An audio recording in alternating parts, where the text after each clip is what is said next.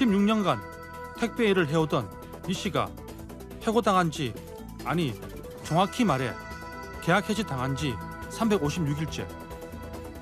매일 일하던 대리점으로 출근해 집회로 하루를 시작하고 있습니다.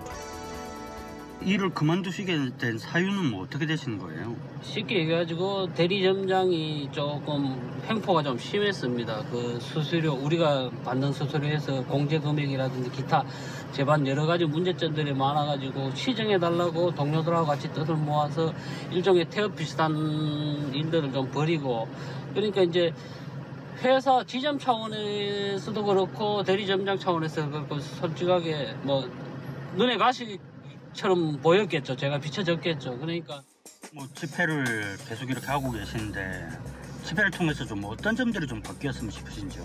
다른 거 없습니다. 저희들이 그 노동자로서의 어떤 정당한 대우, 땀 흘려 일한 만큼의 대우를 해주고 함부로 쉽게 그렇게 해고하지 마라, 뭐 그런 거죠.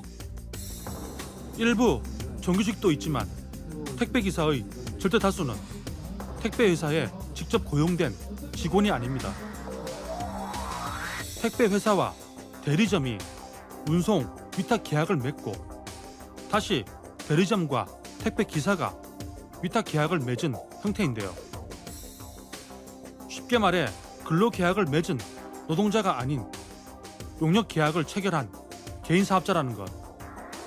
허나 택배기사들은 스스로 개인 사업자가 아닌 근로자라고 인식하고 있었습니다.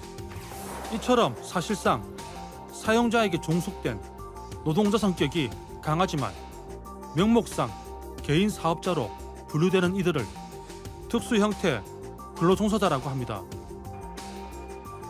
이들 특고 종사자들은 노동법의 사각지대에 있기 때문에 부당한 일을 당해도 보호받기 힘듭니다. 그러니까 배송기사는 대리점장으로부터 물품을 받아서 뭐 12시간 안에 완료를 해야 된다는 이런 거는 사실 강제 규약이거든요. 시간까지 정해져 있다는 거는.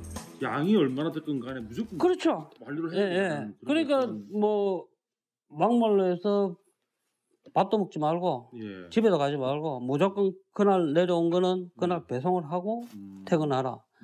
뭐 개인 소유인 배송 차량의 도색을 강제하는 것도 일종의 재산권 침해란 주장입니다. 차량은 내가 내 돈으로 구입을 한 건데 회사가 강제로 도색을 시키는 거죠. 도색은 왜 하는 겁니까? 그러니까 회사 홍보죠. 그래서 저 같은 경우는 계약 해지를 당하고 회사 측에 요구를 했죠. 나는 니들이 잘랐으니까 도색을 원상복귀 시켜라. 근데 그건 또 안 해줘요. 상식적으로 봤을 때는 도색을 지대로 강제로 했으면 퇴사를 한다든지 어떤 자를 하게 되면 도색을 또 지워져서 원상복구를 시켜주는 게 상식적인데 그런 과정들이 꼭. 그렇다고 그만두기도 여의치 않습니다. 계약 해지에 대한 의무조항 때문입니다. 그러니까 쉽게 말씀을 드리자면은 내가 중간에 관두게 돼도 후임 사람을 구해놓고 관둬라. 그렇지 않으면은 물건을 배송하는 데 있어 모든 비용은 당신이 책임을 져야 된다. 뭐 이런 문구인 거죠. 피치 못하게 일을 못하게 할 경우에 사람을 세워놓고 가야 된다. 그렇죠.